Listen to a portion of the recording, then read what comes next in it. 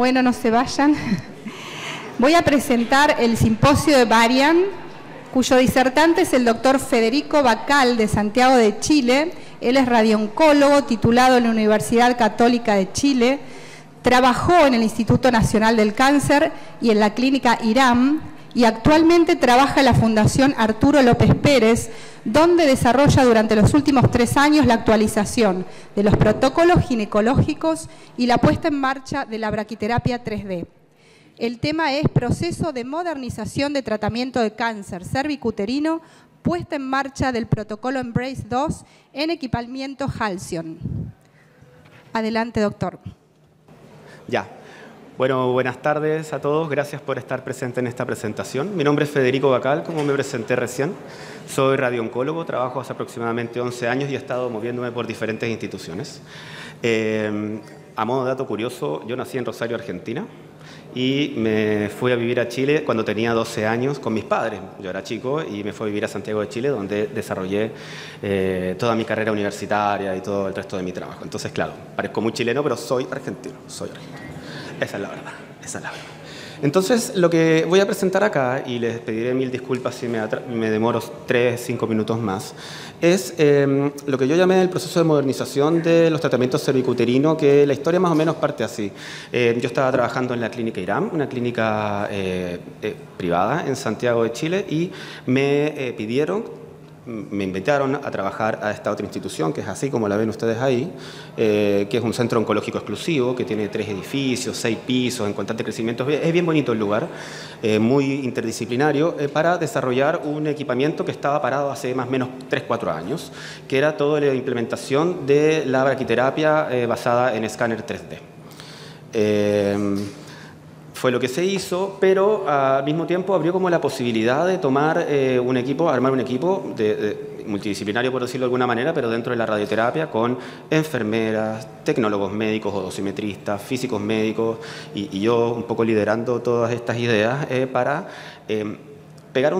intentar pegar un salto a la estructura tradicional del tratamiento del cáncer cervicuterino que teníamos allá, que era lo que también yo hacía en las otras instituciones.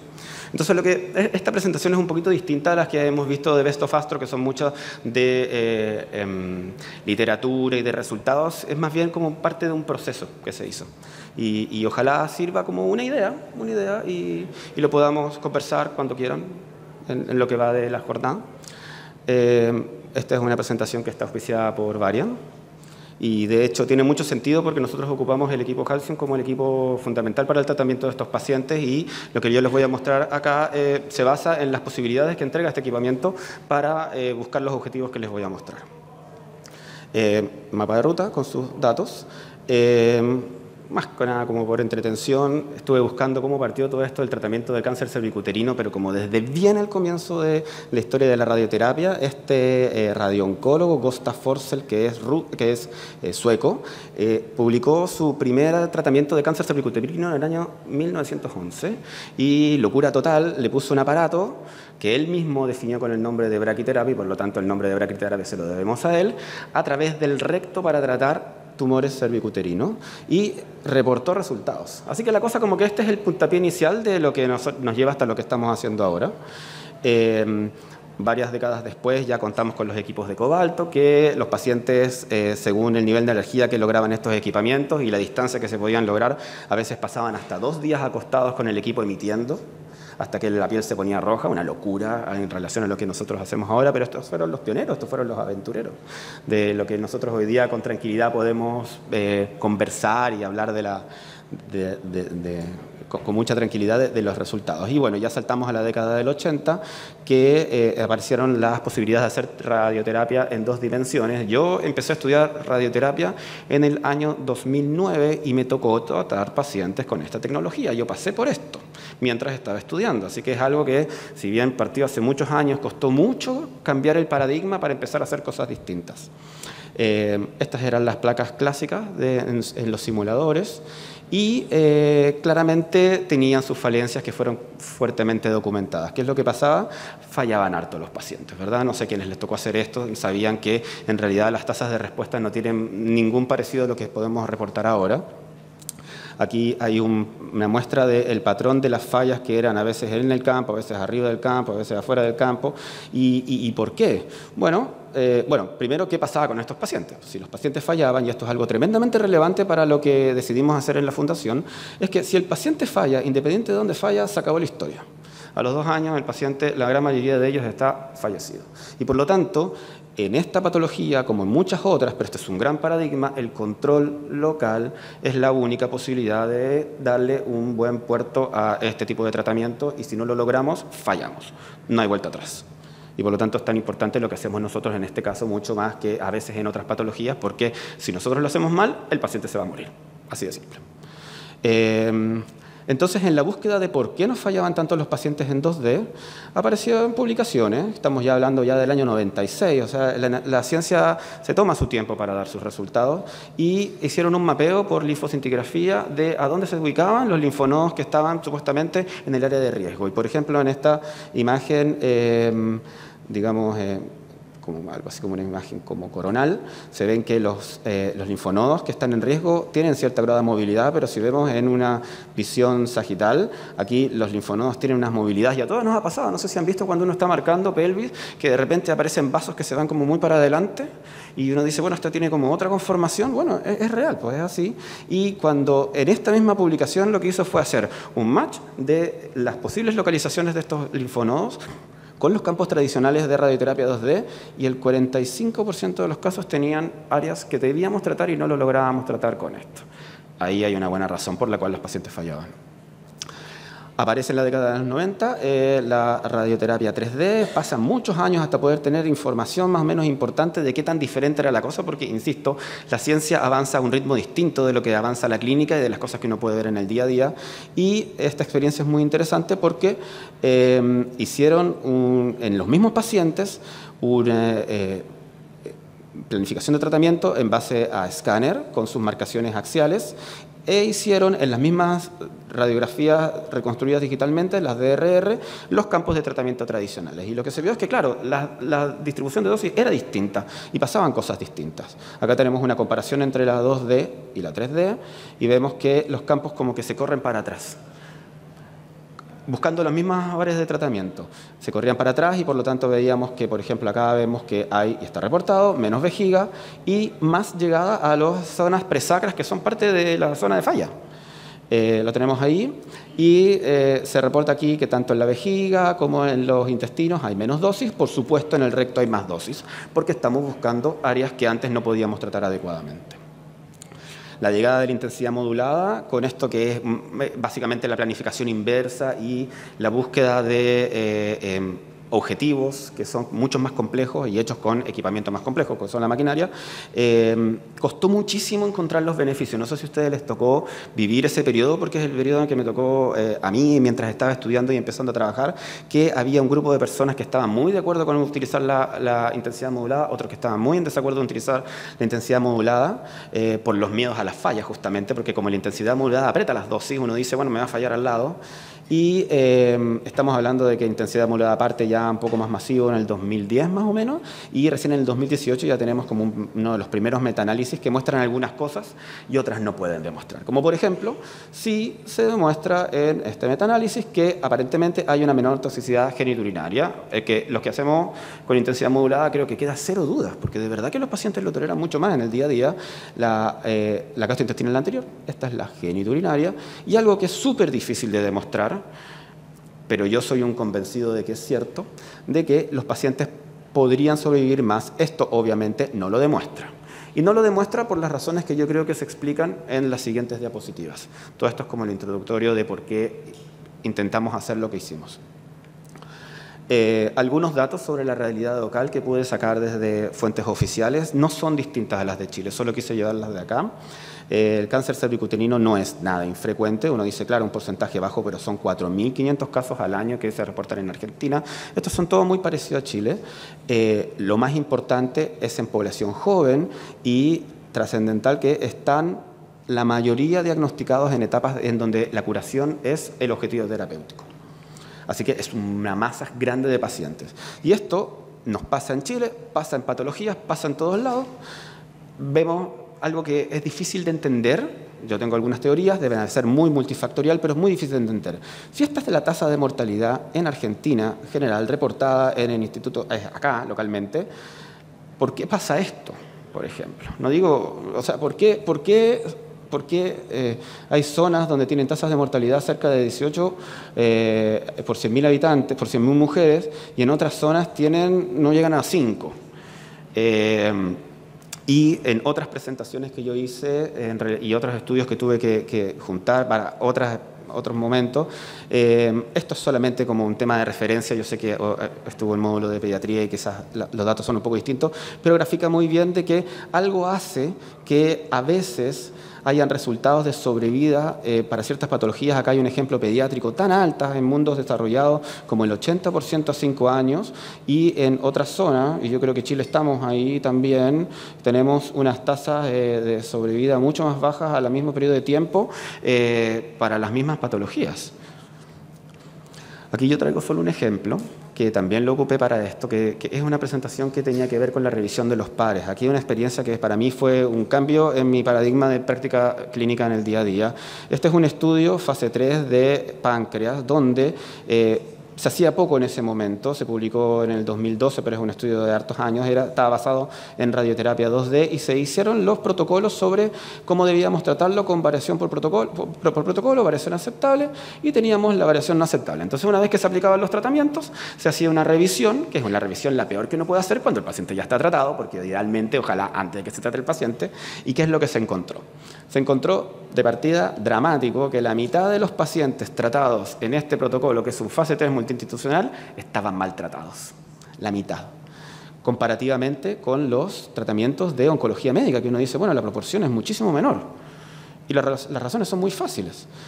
La oncología médica tiene muchísimas complejidades, no nos vamos a meter en eso. Sin embargo, lo que significa la administración de tratamiento es aplicar una droga y confirmar sus toxicidades y ajustarlas. En el tratamiento de radioterapia, el workflow, el flujo de pasos que tenemos que seguir, está lleno de posibles fallas y de incoherencias que pueden traer resultados negativos o positivos para el paciente. ¿Cómo contorneamos? Si están revisados. ¿Cómo calculamos? ¿Cómo revisamos el plan? Y si se hacen los adecuados controles de calidad. Cualquiera de estas cosas que falle hace que un plan de tratamiento pueda ser un plan fallado. Y un plan fallado puede hacer que el paciente fallezca de una enfermedad que se podría haber curado. Estos son los resultados de ese estudio que mostré de páncreas. Miren lo que está pasando acá.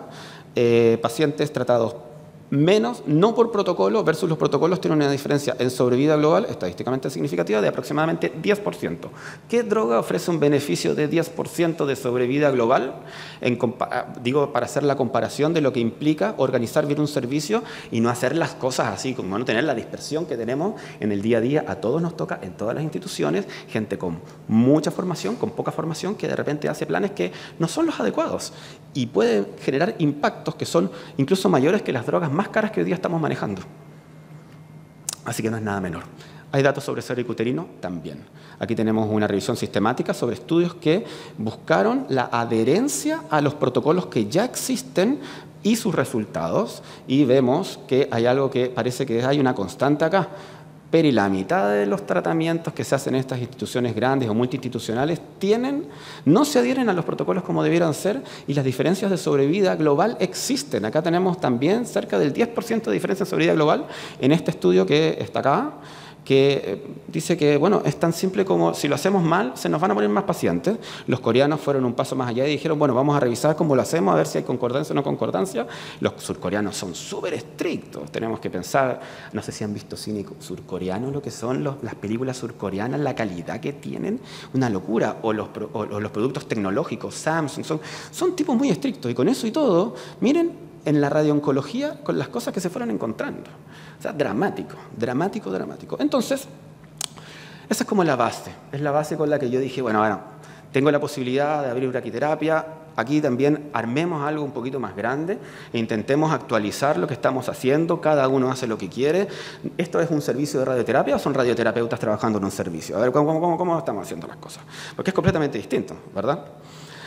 Así que ahí empecé a buscar en literatura qué es lo que podíamos hacer y qué era lo que estaba, digamos, de moda en ese momento para empezar a copiar lo que ya se estaba demostrando que estaba funcionando, y aparece Embrace, que a mi gusto, a menos que alguien conozca algo más, me parece que es el proyecto más potente a nivel mundial sobre lo que es el tratamiento y la calidad de tratamiento en el cáncer cervicuterino, que sigue siendo un drama global. El proyecto Embrace tenía un objetivo principal que es un poquito distinto a lo que yo voy a conversar ahora. El proyecto Embrace tenía como un objetivo estandarizar, y especialmente en base a resonancia magnética, los procedimientos de braquiterapia intracavitaria e intersticial. Nosotros no tenemos resonancia magnética dedicada para hacer esto, tenemos resonador, pero no tenemos dedicado para esto. Entonces yo me fijé en los otros elementos, que son muchos más elementos, como los voy a explicar ahora, para poder implementarlos en la práctica diaria, en el día a día y para cada uno de los pacientes. Entonces todo esto parte con un retro Embrace. La gente del protocolo Embrace dice, hagamos un piso, veamos cómo estamos, digamos, de dónde partimos. Y se armó una corte gigante, multiinstitucional, de muchos continentes, para ver cómo se hacía, cuántos se adherían a los protocolos y cuánto podría ser el beneficio de agregar la braquiterapia 3D primariamente bajo resonancia magnética. Y cuando tuvieron estos datos, tiraron el Embrace 1. El Embrace 1 nace en el año 2008, o sea, ya llevamos ¿cuánto llevamos? Como 15 años, básicamente, desde que se habló de esto, y aparecieron cosas que hoy día para nosotros son tremendamente comunes, pero en su momento no lo eran, que eran como, por ejemplo, estandarizar el nombre de las estructuras, estandarizar las dosis y estandarizar las formas de marcar a los pacientes, junto con el tema que tenía que ver con la braquiterapia. Y reportaron en el ESTRO del 2020 la comparación de los resultados desde la base del retro Embrace al Embrace, con estos pequeños cambios que hicieron, y encuentro que es dramático. Digamos, yo aquí enmarqué las patologías más avanzadas, cómo pasamos del control del tumor cervical de peri 80% a sobre 90%, solo normando, no haciendo absolutamente nada más, o el control pélvico de 70% a sobre 80%, y lo que siempre es súper impactante cuando alguien hace cambios que tienen que ver con la organización, yo me vuelvo loco cuando veo esto, que organizamos distinto, le mejoramos la sobrevida global al grupo de pacientes, solo por organizarse. Es muy interesante la tecnología, es muy interesante los fármacos, pero si nosotros no hacemos un proceso de implementación en donde nosotros trabajamos, todo eso es información que queda en una etapa intermedia y no se impacta. Nosotros estudiamos, nosotros revisamos, nosotros nos vamos a otro centro, nos relacionamos con nuestros colegas para que a nuestros pacientes les vaya mejor, yo supongo, pero si no lo implementamos como corresponde, a ese puerto no llegamos, o no es tan fácil llegar a ese puerto. Quizás uno individualmente pueda hacer un buen trabajo, pero aquí nosotros queremos trabajar en equipo y queremos sociabilizar lo que hacemos. Los costos de la toxicidad mucho menores a los que estamos acostumbrados, son las toxicidades grado 3, grado 4, que son los que más miramos, tanto en lo genitourinario como lo gastrointestinal. Y finalmente, para la base de lo que hicimos en Fundación Arturo López Pérez, apareció el Embrace 2. Apareció el Embrace 2, que tenía una serie de propuestas, algunas que pudimos implementar y otras que no, sobre el paso siguiente en la planificación de los tratamientos de cervicuterino. Primero definió con mucha mayor claridad lo que eran las áreas de riesgo, después volvemos a esto, las áreas de riesgo y cuándo tratábamos desde la bifurcación de los ilíacos comunes, cuando tratábamos estandarizadamente desde la bifurcación de la aorta o desde la salida de los vasos renales. Se estandarizó. Lo segundo que se hizo fue aplicar un poco más de tecnología para cortar los tratamientos, porque esto es súper importante. Esta es una carrera contra el tiempo, el cáncer cervicuterino, y cuando nosotros nos empezamos a correr en los tiempos, los pacientes les va peor y se mueren más. Así de simple, ¿verdad? Y lo que hicieron fue integrar un sistema de boost en 25 fracciones para que el total de tratamientos junto con la braquiterapia durara menos de 50 días. En mi experiencia previa, en las instituciones donde yo trabajé antes, servicio público, servicio privado, estos números no eran nada fáciles de llegar. ¿Por qué? Porque teníamos que hacer tratamientos secuenciales donde primero venían 5 semanas de radioterapia externa, después había que hacer un boost secuencial, una sobreimpresión secuencial a los paramétricos o el tumor central si no había resultado bien, y después la braquiterapia. Fácil pasarse los 60 días, fácil. Y tiene impacto sobre vida global, hasta donde sabemos. Tercero, es hacer una escala de priorización de los órganos de riesgo, porque en este caso, a diferencia de otras patologías, si nosotros no controlamos el tumor central, vamos a tener la peor toxicidad que le podemos dar al paciente, que es la persistencia, la recidiva y su fallecimiento, en las peores condiciones que se pueden, porque la verdad que morir con un tumor pélvico es terrible. descontrolado es pélvico. Entonces, Embrace dice algo que a mí me pareció muy lógico, que es decir, vamos a poner algunos constraints que son muy rígidos y tenemos que controlarlo, pero vamos a poner otros que más se van a parecer a estructuras accesorias, para poder intentar apretar dosis, pero no nos vamos a controlar eso. Se asume, por ejemplo, que esto lo tenemos que cumplir. Ojo que el asterisco dice que es cuando no es con boost, porque si es con boost, nos olvidamos de esto, y esto, entre el 70 y el 80% de los pacientes van a poder cumplirlo, significa que 20 a 30% de los pacientes, para poder cubrir lo que tenemos que cubrir, vamos a tener que asumir junto con el paciente el riesgo, porque su toxicidad, si controlamos otros factores, va a ser mucho menor que si nosotros dejamos que el tumor persista o recidive.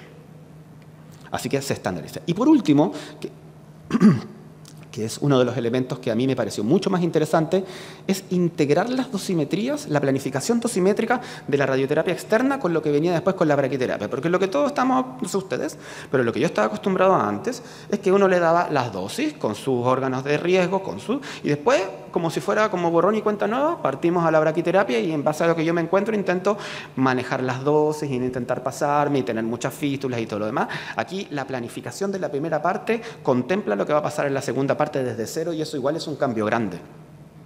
Sigamos. Así que ahora viene el proceso local. ¿Qué es lo que fuimos haciendo? Fuimos haciendo varias cosas. Primero, y esto a veces puede parecer como algo imposible, algo completamente fuera de las realidades locales, en Chile nosotros tenemos una tremenda falencia de acceso a radioterapia, de acceso a exámenes y de acceso, digamos, de los pacientes a las zonas donde habitualmente se hacen estos tratamientos, porque piensen que este es un fideo, Chile es un fideo gigante, que tiene más de 5.000 kilómetros de punta a punta, y los centros de radioterapia para el servicio público son, no sé, 7, 8. Para eso. Es súper complejo, es un desafío muy grande. No tenemos red de trenes. Si tuviéramos una red de trenes que nos tira de acá para allá, quizás sería mucho más fácil, pero no la tenemos. Entonces, lo que intentamos, digamos, con esto, primero en la tapificación, es no pillarnos con este problema. No pillarnos con este problema de que los pacientes nos recidiven. Y para eso, lo que tenemos que saber, para que no nos recidiven los pacientes, lo que tenemos que saber es cómo realmente está la enfermedad. Entonces, la primera parte de los cambios que nosotros hicimos fue pelear, y esto yo estoy contando el final de una pelea de aproximadamente 2 años y medio, de que nosotros, para hacer un buen tratamiento, tenemos que partir etapificando bien a los pacientes. Si llega un paciente con un escáner de 3, de 4 meses, vamos a someterle un riesgo altísimo de que falle y que fallezca. Así que empezamos lentamente a buscar un camino que logramos hoy día, que es que todos los pacientes, una semana antes de tener su TAC de simulación, tengan su resonancia y su PET, para tener absoluta claridad de lo que está pasando. ¿Y qué nos pasó? Nos encontramos con 1 millón de sorpresas. Acá hay alguien presente, creo, no sé si está Andrés, que le tocó ver conmigo durante el año pasado qué es lo que pasaba con los pacientes a tiempo real, cómo nos topábamos con escáneres como este, que tenían, claro, linfonodos versus adenopatía de 7.7 milímetros, que uno dice, bueno, puede ser, puede no ser. En enero del año 2022, en febrero del año 2022 ya no era inespecífica, pero no solo no era inespecífica, sino que también tenía esta otra acá y también tenía esta otra acá. O sea, ya era otro paciente, completamente distinto. Hay varios ejemplos más. Eso hace que, como Embrace nos dice, que con ganglio negativo, porque en específico es negativo, yo tengo que tratar hasta la bifurcación. Embrace también nos dice que si tiene 3 o más ganglios comprometidos, cosa que para mí fue nuevo, porque yo antes trataba los paraórticos cuando tenía comprometido o las comunes o los paraórticos, pero aquí te dice, no, el riesgo real existe desde 3 ganglios comprometidos en adelante en la pelvis. A mí me hizo, en esta paciente nomás, hacer mi campo de tratamiento de acá a acá. No es un cambio menor. Acá tenemos otro caso, también con 1 mes de diferencia. Esta paciente tenía ganglios inespecíficos de 4 milímetros, de 3 milímetros. Vamos con el PET-CT. 3 ganglios comprometidos, francamente, nuevamente mismo ejemplo. Ejemplos como esos pasan todas las semanas. No hay ninguna semana que no tengamos ejemplos así. Estamos tabulando los datos porque nos vamos a encontrar con una sorpresa terrible, lamentablemente. ¿Terrible por qué? Porque estos pacientes sin esta información tienen un riesgo de morir muchísimo mayor que con esta información presente y con la planificación acorde a los resultados que vamos teniendo. Este es un caso muy interesante, lo traigo porque en Chile decimos muy choro, es como muy interesante lo que demuestra. Esta es una mujer de 36 años con un cáncer escamoso de vagina, porque es de vagina, no tiene compromiso está bien lateralizado a la izquierda, entonces aquí se ve como una línea, pero ahí más a la izquierda se ve como un buen tumor. Es un tumor que comprometía solamente el tercio superior de la vagina, como ustedes ven, y no sé si alguien ocupa un protocolo distinto, pero claro, con los tercios inferiores de vagina yo les trato los inguinales, pero si está el tercio superior, no, como algo en el fondo tradicional, no sé si alguien hace distinto. Llegaba con un PET. Un PET que tenía 2 meses de antigüedad. Uno dice, bueno, está dentro del rango, perfecto. Este es uno de los cortes y este otro de los cortes. Hasta aquí nomás llegamos, le tratamos entonces la pelvis y con el boost al tumor central, etcétera, como quiera. Le repetimos el PET. Miren ese puntito. Mal. Tuvimos que tratar en los inguinales porque la retapificamos. O sea, realmente esa paciente no hubiera sobrevivido al tratamiento si es que no hubiéramos hecho una tapificación como correspondía en el momento que correspondía. Esta paciente sigue viva, lleva 3 años. Con bastante toxicidad, porque tratar cánceres de vagina es súper tóxico, especialmente con las braquis y todo. Pero está viva, es una vida normal, trabaja, su salud sexual está bien limitada, pero está viva. Tiene a sus hijos, los cuida, tiene a su marido, no es menor. La migración intensidad modulada es súper importante. Era bien irregular, algunos pacientes se iban a intensidad modulada, otros pacientes no iban a intensidad modulada. Nosotros lo que hicimos fue protocolizar, agarrar este protocolo que son 120 páginas y hacer una tablita así, chiquitita, y poner lo medular, y conversarlo, y racionalizarlo, y llevar a lo que importa. Mucho bosque de repente no te permite ver el árbol y tú lo que necesitas es entregarle información precisa para que haya homogeneidad en lo que uno hace. Entonces nosotros hicimos algo muy cortito, definimos los GTB, esto es literal del Embrace, GTB, BTB, hay un HR, hay un LR, lo esquematizamos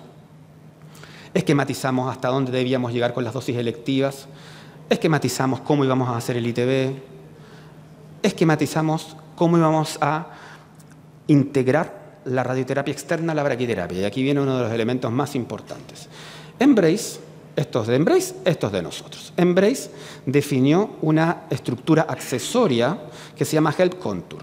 El CTBHR, para quienes no están interiorizados, es básicamente todo el tumor y el remanente del cuello. Básicamente, si el tumor está dentro del cuello y no fuera del cuello, es el cuello. Si el tumor está fuera del cuello, es el cuello más todo lo que está fuera tumoralmente. Y a eso se le expande 1 centímetro. ¿Qué se le pide a eso? Que la dosis electiva de 45 Gray en 25 fracciones no supere los 103%. Porque esa es la zona donde la braquiterapia va a dar el bombazo final. Y donde si se nos pasan las dosis y tenemos puntos calientes ahí, vamos a tener los mayores riesgos de fístula y otros problemas. Nosotros fuimos un paso más allá. Bueno, ahí les voy a mostrar el contouring cómo es. Fuimos un paso más allá y lo que hicimos, esto no está en el Embrace, pero nosotros encontramos que podía tener cierto valor. Hicimos intersecciones de estas expansiones con la vejiga, con el recto y con el sigmoide. ¿Para qué? Para tener una valoración directa de esa zona en donde más íbamos a poder encontrar toxicidad. Así se ve, así se ve. Este es el área del Help Contour para un tumor que es bien grande y estas son las intersecciones. Y si ustedes ven, este es un esquema muy común. ¿Se han fijado? Un esquema muy común de braquiterapia donde vemos el 1cc, 2cc y ustedes ven, se ve súper parecido. O sea, básicamente donde va a estar distribuida la dosis mayor es donde tenemos nuestro Help Contour y nuestras intersecciones con restricción de dosis. ¿Cómo están los PTB? Esto solamente para dar de muestra. Y darle hincapié acá a algo súper importante si uno quiere ir un paso más allá en lo que tiene que ver con las implementaciones. Parece una cosa antojadiza, pero si nosotros definimos institucionalmente cómo vamos a nombrar las estructuras y que no uno diga CTB vagina y otro diga parámetro que yo creo que está comprometido, nos pasaba todo, nos pasaba hace 3 años, yo mismo lo hacía, no podemos avanzar tecnológicamente en las cosas que hoy día la industria nos ofrece.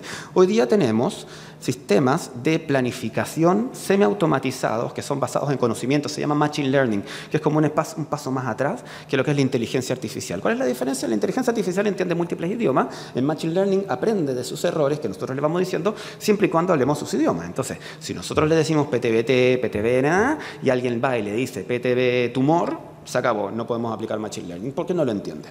Entonces, la estandarización de los nombres de los volúmenes es tremendamente fundamental para que todo lo que venga de aquí en adelante nosotros lo podamos aplicar, si no, no lo podemos aplicar.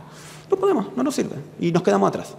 Y así es como queda una dosimetría, básicamente, con boost integrado, donde tenemos el tumor central, el ganglio, el parametrio, cuando tiene ganglios comprometidos, este corresponde a este paciente. Y la evaluación, esto mismo, nuevamente, el rol de la estandarización de las nomenclaturas, perdón la palabra, pero como mamarracho difícil de entender, que uno, claro, uno que trabaja en esto puede ir viendo los numeritos y todo, pero en realidad el error está al alcance de la mano. Pues sí. Aquí lo que nosotros necesitamos es que el software nos solucione el problema y no nos meta en estos problemas, lo podemos transformar en esto. que es muy simple, pero para poder nosotros transformar metas clínicas que nos ofrecen planificadores como el Eclipse, tenemos que hablar en su idioma, no podemos hablar en otro idioma. Podemos nosotros definir el idioma, podemos nosotros definir cómo lo queremos llamar, pero no nos podemos salir de ahí. Y aquí nosotros podemos, en una forma visual de 5 segundos, ver si tenemos órganos que se nos pasan, ver cuáles están en variaciones aceptables, ver cuál está bien y hacer lo que tenemos que hacer todos, que es una balanza de valoración clínica. Con esto, más fácil.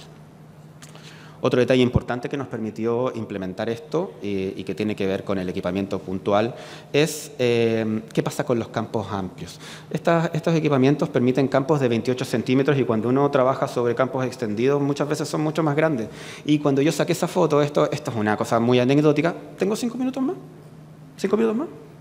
Una cosa muy anecdótica. Creía que esto era un error de la foto, esta raya de acá, este era un error de la foto. Y lo volví a sacar y le mostré a mis colegas y algunos no sabían lo que era. Bueno, no era un error de la foto, no era un error de la foto.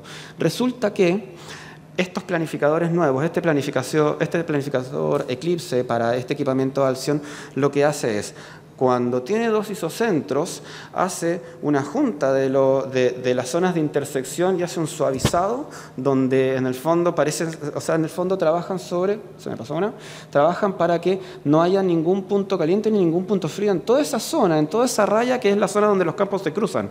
Y eso cobra tremenda relevancia para estos tratamientos, pero hace un rato estábamos hablando de TBI, de TMI, donde estamos así.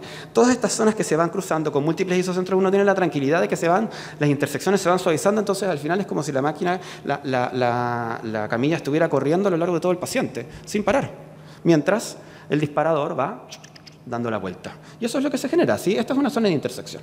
Esta es una zona de intersección con un boost integrado de 2 zonas de isocentro distintos. Es muy cómodo, es muy seguro.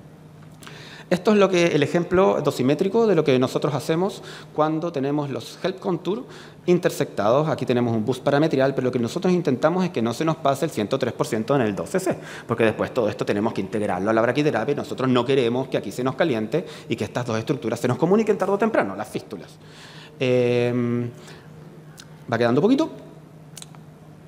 Implementamos para todas las pacientes, las que la pueden pagar y las que no por costo del servicio, nuevamente una pelea de más de 2 años, todas resonancia magnética en la 5ª semana de tratamiento, todas, absolutamente todas, porque nos podemos topar con sorpresas, nos podemos topar con, no sé cuánto les ha pasado, a mí muchas veces, que llega paciente a braquiterapia y mientras le estoy instalando el dispositivo, tiene un forado así en el recto o tiene un tumor gigante que en realidad no tengo cómo tratar y a la paciente ya la sedé o ya la intenté meter, ya sangro, malo para la calidad de vida, malo para nosotros como profesionales de salud, lo pasamos pésimo, todo el mundo lo pasa mal. Entonces empezamos a hacer resonancias magnéticas al 100% de los pacientes, nos topamos con sorpresas y con tranquilidades también. Aquí tenemos, por ejemplo, un paciente que tenía un tumor bastante grande, cervical, con extensión hacia el útero y un poquito hacia la vagina, que porque aparte es lindo verlo, cuando uno lo ve clínicamente, pero otra cosa es verlo con imágenes, es muy bonito ver cómo lo que pasa en la 5ª semana, en este caso.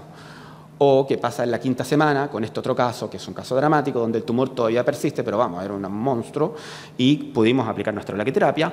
O, lo que es también mucho más importante, cuando nos topamos con este realmente elefante blanco, que está completamente infiltrado en el recto, sabemos desde ya que no vamos a poder darle buena braquiterapia. Entonces, este paciente, entendiendo que las limitaciones son mayores, tenemos que terminar haciendo un boost de radioterapia externa, sin someter a la paciente, al médico y al equipo multidisciplinario al estrés de estar en una sala de braquiterapia, pasándolo todo pésimo y de repente comprometiendo el riesgo de la vida del paciente, porque si esto se complica, ustedes saben, cada braquiterapia que uno pone tiene un riesgo de matar al paciente de un 1%. Entonces es bueno estar lo más seguro posible al momento de que llegamos a pabellón. Y esto nos ayuda. Esta paciente le fue mal, obviamente. Esta paciente en el PET de los 3 meses tenía persistencia y tenía un ganglio también persistente. Son casos graves. Hay que contar los buenos y los malos. Esto un poquito para terminar. Esto fue un trabajo también de como 2 años en que nosotros hicimos en una planilla Excel, usando algunas funciones, una forma de integrar la dosimetría de la radioterapia externa con la braquiterapia y tiene varios elementos, los principales. Primero, como yo les contaba, habíamos hecho este Help Contour y con las intersecciones en donde nosotros intentamos limitar lo máximo posible estas dosis. Estas dosis pasan a esta planilla donde además, como sabemos que son con 25 fracciones, hay el recálculo al EQ de 2 inmediatamente y el cálculo al EQ de 2 inmediatamente pasa inmediatamente al el piso de lo que vamos a hacer la braquiterapia. Lo otro que nos permite, y esto no es tan difícil de hacer, lo que pasa es que hay que ponerse a hacerlo, nos permite que nosotros podamos modificar qué dosis queremos llegar, en cuántas fracciones queremos llegar y por lo tanto cuántas dosis tenemos que darle por fracción. Porque no sé si a ustedes les pasa, pero a mí me pasa que yo tengo pacientes que parten conmigo y terminan conmigo, pero también tengo pacientes que parten en otro centro, que no tienen braquiterapia y que llegan con nosotros. ¿Cómo mezclo todo eso? Bueno, así lo mezclo. Así me permite yo tomar objetivos diferentes con dosimetrías que son muy distintas unas de otras y poder, bajando al mínimo la posibilidad de error humano, poder decir, bueno, ¿a cuánto le voy a dar a este paciente? Quizás este paciente, si viene con un bus central, por razones que sea, yo le tengo que dar 4 fracciones de 4 para no perforarlo por todos lados. Así que eso nos ha ayudado mucho esto. Y por último, en esta planilla de braquiterapia hicimos algo que también nos ayudó muchísimo, que son las proyecciones. Partimos por acá y empezamos a dar las dosis de braquiterapia. Nosotros tenemos el protocolo de 4×7, cuando se puede. Y, por ejemplo, lo que vemos acá nosotros es que si yo aquí le puse a este sigmoide, le dio una dosis de 4,88 a 12 C, se proyecta, si yo no le doy nada, cuánto va a llegar si yo mantengo lo mismo. Entonces, si este paciente, por ejemplo, en la primera sesión recibe 6, esta planilla me permite a mí saber que voy a estar súper pasado, entonces como que no puedo llegar a 6, tengo que tener menos. Y eso nuevamente nos permite manejar las incertezas de pacientes que llegan de diferentes centros o que colegas que quizás no tratan como uno quiere. Porque, bueno, así es la medicina, pues tenemos diferencias de opinión y no hay nada malo en eso, simplemente hay que saber cómo contener el problema. En esta paciente, por ejemplo, que tenía un gran tumor, supimos que pudimos hacerle la braquiterapia. Este es el ejemplo de la braquiterapia de esta paciente, esta braquiterapia que me tocó implementar. Aquí nosotros tenemos cómo la dosis le llega a la vejiga, al sigmoide, al recto, y lo podemos ver, esa es la gracia de la braquiterapia 3D, se hacen DBH igual que las otras. Entonces, esas dosis son las que después nosotros, podemos cruzar con los datos de la radioterapia externa y nos permite tener, creo yo, mucha mayor seguridad. Todos los pacientes tienen un control. Todos los pacientes tienen un control a los 3 meses de PET-CT. Si el PET-CT sale con sospechas, porque muchas veces quedan inflamaciones, le hacemos una resonancia magnética de control. Y esto solo lo traje como ejemplo porque solamente creo que a nosotros nos ha ayudado mucho a tener claro que pacientes podrían eventualmente rescatarse con exenteraciones y hemos tenido algunos casos. Aquí tenemos un ejemplo bonito de una paciente que está curada, que se le dio, o por lo menos está controlada la enfermedad, se le dio la radio externa, la encontramos 100 braqui y aquí está con respuesta completa a los 3 meses. Aquí tenemos otro ejemplo, que es el ejemplo de la paciente de cáncer de vagina, claro, que tenemos, ¿se acuerdan esto? Que en este momento está sin enfermedad y así se ve en el corte axial, sin enfermedad.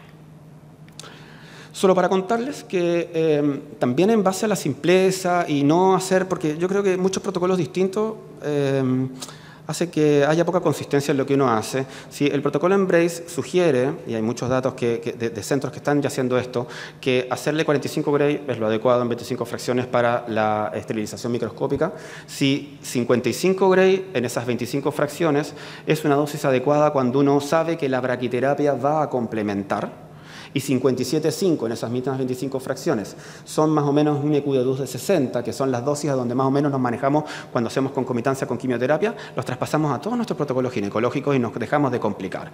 Las vaginas las tratamos así, las vulvas las tratamos así, los tumores de vulva, que no les podemos hacer generalmente braquiterapia, que no les hacemos generalmente braquiterapia, los tumores centrales y todos los ganglios van a 57,5 en 25. A modo de ejemplo. Entonces, uno ve los protocolos ginecológicos y la verdad es que uno encuentra todo muy parecido con las particularidades de lo que tiene que marcar y todo, pero simplifica, rompe toda esta inhomogeneidad que puede traerle malos resultados a los pacientes. Es eso en realidad, Esto es una visión como bien personal. Los centros de todos los centros, de todas las especialidades, de todas las unidades, creo que tienen que estar en una lógica de mejora continua. Si nosotros nos quedamos haciendo lo mismo 2 o 3 años es porque estamos quedándonos atrás. Las cosas tienen que cambiar y por eso los equipos nucleares creo que se tienen que formar, no todos tratando todos, porque en realidad sí, no hay líderes o personas que puedan decir, bueno, avancemos hacia el siguiente paso. Para eso es fundamental que haya conocimiento uso de la literatura, de la tecnología, por supuesto que es cierto, y a eso nos dedicamos y a eso venimos acá, pero si nos quedamos solamente en conocer y escuchar y no implementar con todas las complejidades que eso implica, no vamos a tener los resultados que esperamos, no vamos a hacer las cosas mejor, nosotros tenemos que llevar a la práctica. Y esto es un trabajo súper largo, complejo, multidisciplinario y de mucha humildad, creo yo, porque no es la cosa como uno quiere. Aquí hay que trabajar en equipo. Los beneficios de la estandarización local, como yo les decía, sirven para mejorar nuestros resultados, para recolectar datos, para reconocer nuestras brechas y también de la manera de que nosotros nos podemos, con cierta consecuencia, poder relacionarnos con nuestros centros, poder compartir nuestras experiencias y hacer una mejora continua entre todos. Y por último, lo que yo decía al principio, creo que nosotros nos beneficiaríamos si concebimos los servicios de radioterapia como lo que son, un servicio, y no radioterapeutas que cada uno a su manera hacen lo que les parece correcto con la mejor intención en una unidad donde les permiten trabajar. Eso no permite avanzar muy bien. Aquí lo que uno tiene que hacer es meterse el ego al bolsillo y empezar a trabajar en equipo. Así que es eso. Ese es el fin.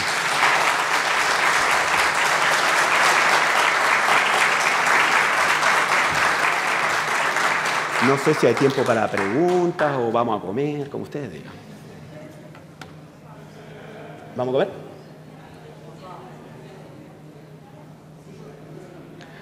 Claro. Oigan, perdonen que me alargué, pero me cuesta parar de hablar. Hola, hola. Primero, ante todo, felicitaciones. Como buen rosarino que sos. Hablo mucho. Realmente mostraste la cocina de la radioterapia, como vos empezaste en tu discurso. Hablamos de lo científico, de los protocolos, de los trabajos, pero a ver, esto hay que hacerlo como corresponde, porque hoy el cáncer de cervix, si se hace como corresponde y si se hace con las técnicas que así tienen que ser, bueno, es curable. Por tal motivo, esto que vos referiste recién nos cuesta mucho, que en un centro hacen radioterapia externa, en otro hacen la braquiterapia. ¿Y cómo manejas ese control? Es riesgoso, entonces, bueno, en muchos sentidos. Por eso es muy importante lo que vos dijiste, y bueno, nos enseña todo que no tenemos que poner las pilas para trabajar multidisciplinariamente y lograr esta unión. Eso quería decirte. Muchas gracias. ¿Alguna otra pregunta? Bueno, excelente disertación. Apareció una mano ahí, por allá. A ver, perdón. Ya vamos. Mi amiga Mónica Cuevas, colega y amiga de Santiago. Sí, más amiga que colega de repente. Lo que pasa es que en Chile pasa un poco lo que pasa acá. Yo soy amiga de Federico hace muchos años. Yo hace más de 30 años trato tumores cervicuterinos y soy parte de los asesores para el tratamiento de cáncer cervicuterino del Ministerio y jefe de servicio en el área sur de Santiago. Y tenemos las mismas concepciones, nosotros queremos trabajar juntos y todo, pero existe el servicio público y el servicio privado. Y las diferencias económicas y de gestiones y de tiempo son distintas. Nosotros en los servicios públicos nos obligan a cumplir plazos, en los privados no. Y a veces eso genera un roce, porque yo ya con más de 30 años me da lo mismo que me reten. A Dios gracias, nuestro servicio es el único servicio público que tiene PET. A mí me llega un paciente de afuera con escáner y yo me da lo mismo el escáner, le pido el PET igual. Me demoro, por supuesto, 2 semanas o 3 semanas más de las que me permiten los límites de GES y me retan siempre. Pero yo digo lo mismo que dice Federico. Prefiero demorarme 2 semanas, total este tumor lleva 10 años y les voy a hacer un buen tratamiento. Afortunadamente nosotros también tenemos docencia, así que todas estas cosas que ha dicho el Fede, nosotros se las traspasamos a nuestros alumnos y ellos, a Dios gracias, salen con esta cosa que hay que hacerles PET y hay que hacerles resonancia. Estoy haciendo un trabajo con mis pacientes nomás, porque también, como dijo Fede, hay gente que tiene el ego muy grande y no les gusta que le miren sus pacientes. Así que yo con los 500 pacientes que he tratado en estos últimos 3 años, hice mi reporte y tengo un upgrade de los escáneres que compra el servicio, que no son los mejores, sino que los más baratos, y mi PET. Y tengo un upgrade de un 47% de los pacientes. Si yo hiciera los tratamientos con los escáneres que me llegan, mataría a la mitad de mis pacientes. Entonces, yo prefiero demorarme 2 o 3 semanas y hacerle la planificación con el PET, y en los que pueden pagarlo la resonancia, porque nuestro instituto todavía no tiene resonador. Así que un poco felicitar al FEDE. Ya conversamos, nos vamos a juntar porque yo estoy cambiando nuestros equipos. Tenemos 3 aceleradores en la parte que yo dirijo, y pretendo hacer este upgrade junto con FEDE para hacerlo lo mejor posible por nuestros pacientes. Independiente de que seamos público o privado, tenemos que trabajar todos juntos, porque son vidas que nosotros matamos si no les hacemos bien las cosas desde el principio. Eso. Gracias, Moni. ¿Había una mano levantada por acá, otra colega? Por acá, por favor. Excelente la disertación, Federico, la verdad que hace tiempo que no vemos así como el cuello, la braquia. Preguntas puntuales. Cuando vos decís que haces en pelvis 45 Gray, Sí. ¿y haces un bus al cuello? No. Directamente con esos 45 Claro. va braqui. A ver, a veces uno hace ciertas variaciones, pero ¿qué es lo estándar? Lo estándar es 45, todo en 25 fracciones, 45 Gray, el área electiva, la altura según los números de ganglios y todo. Y esto es literal de lo que dice el Embrace, entendiendo de que también es una simplificación, porque todas estas super complejidades yo no me las creo mucho. Yo creo que uno tiene que también trabajar sobre conceptos simples que permitan tener homogeneidad sobre lo que uno hace. Entonces, ¿qué dice el Embrace? El Embrace dice, si nosotros tenemos un área de boost que está por fuera de la cobertura cercana de la braquiterapia, vale decir las zonas inguinales o las zonas paraórticas, esos van a un integrado hasta 57,5, que son fracciones de 2,3. Si nosotros tenemos en la pelvis menor o en los parametrios que hacer boost, esos van a fracciones de 2.2, básicamente 55 Gray. Eso es lo simple en el fondo. 1.8, 2.2, 2.3 y nada más. El tumor central, por definición, no se bustea. ¿Por qué no se bustea? Porque obviamente el bombazo de la braquiterapia es básicamente la mitad de la dosis, y aquí siempre el balance va a ser en lograr el mejor control, pero también a costa de una calidad de vida razonable. El 103 si no lo tenés. Bolsa a los pacientes. Ahora, se me ha dado escenarios en donde he decidido igualmente hacer un boost central y llevar en la parte central las 55 Gray, entendiendo de que voy a poder dar menos dosis a la braquiterapia. ¿En qué escenarios? En escenarios que son tumores tan masivos, con tanto compromiso de recto, de vejiga, que yo digo, bueno, aquí la posibilidad de que yo le haga la braqui, porque una paciente que tiene braqui tiene una posibilidad de control, digamos, globalmente, yo sé que los números no son mayores, pero 70, 80, 90%. Si yo le hago la radioterapia externa como radioterapia exclusiva, el control de esos pacientes es de 50%. Entonces yo quiero intentar llevar a los pacientes a braquiterapia, y por lo mismo a veces necesito entregar mucha más dosis inicialmente, porque si no, no puedo llegar al procedimiento. Ahí le hago boost central. Y este tipo de planillas que hemos creado, porque esta es la versión 5 más o menos, hoy uno muestra la última versión, pero esto no sale de la noche a la mañana, son revisiones, errores, cálculos, meter estructuras y todo, nos permite decir, tenemos claro, porque las intersecciones me van a mostrar, las intersecciones en la vejiga, por ejemplo. Cuando yo hago un boost central, no va a ser 47, 46, 5, va a ser 54, 55. Entonces, eso se integra a la tabla. Y ahí yo veo hasta dónde puedo llegar. Claro. La última pregunta. ¿La braqui la hacen con tomografía o resonancia? ¿Y cada cuántas replanificaciones hacen en braqui? ¿Las 4? ¿Primera Nosotros y tercera? No tenemos disponibilidad por las mismas razones. O sea, si uno quiere hacer el Embrace realmente como corresponde, y por eso esto es una adaptación de él, con los beneficios que podemos nosotros obtener por el momento, lo hacemos con escáner. No lo hacemos con resonancia. Lo que sí tenemos, y por eso que yo fui tan, palabra chilena, majadero, tan insistente, en tener esa resonancia magnética de la 5ª semana, porque por último es una visión más cercana de que tener el dispositivo puesto ahí, que es súper elegante, súper bonito, pero muchas veces impracticable en lugares donde nosotros estamos. Pero yo al tener la respuesta de la última semana, me acerco mucho más a no tenerla, ¿verdad?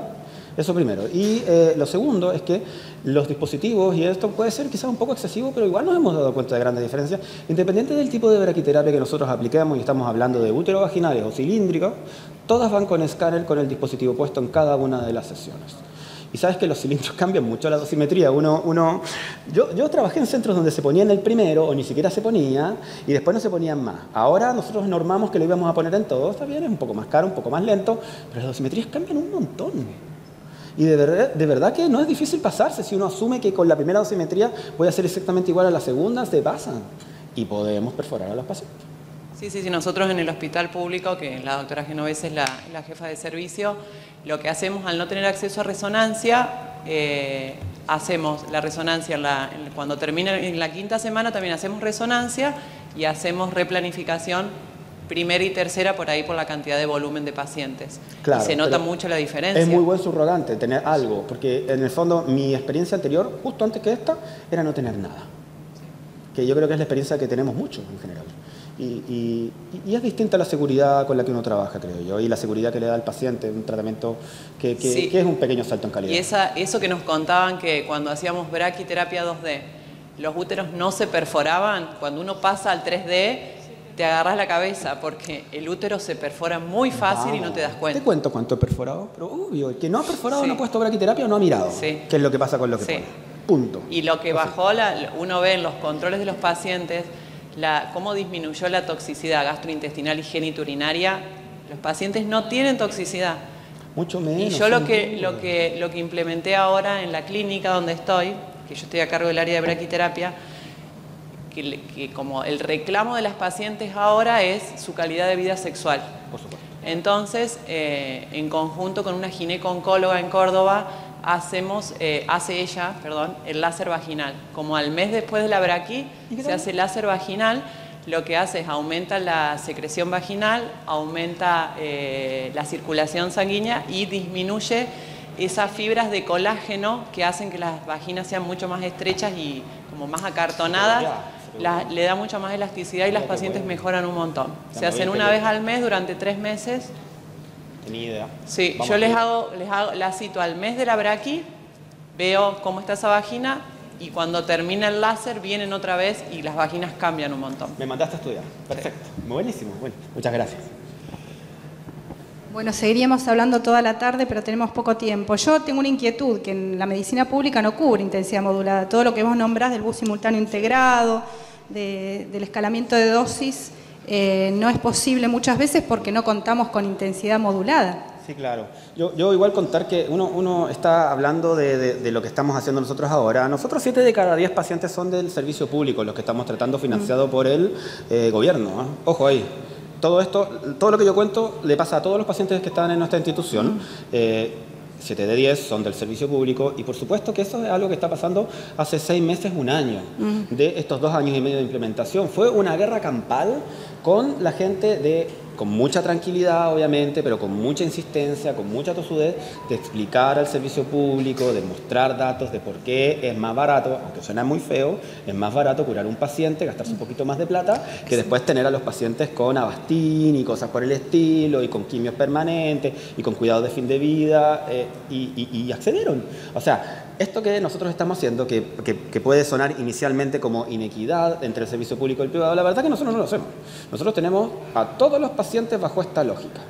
Todos, absolutamente todos, y dentro de toda la complejidad de la implementación del mundo tecnológico y el mundo médico, vino todo el trabajo que también fue muy desgastante, pero a la vez muy satisfactorio cuando va resultando, de expresar las necesidades y los beneficios en el servicio público para poder nosotros hacer esto.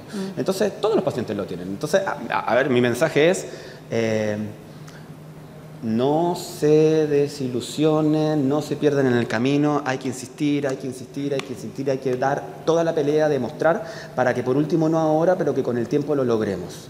Logremos tener intensidad modulada para los pacientes porque les va mejor, logremos tener etapificaciones como corresponde porque les va mejor y porque también descomprimimos a los servicios todos súper llenos de pacientes en condiciones de tumores muy avanzados que intentamos cronificarlos a costos altísimos para la familia, para el paciente, para el servicio, si los tratamos bien desde el principio. Pero es una cosa de paciencia y de mucha... No, y hacer entender que un tratamiento eficiente es mucho menos costoso que un mal tratamiento, que lleva secuelas que resultan mucho más costosas.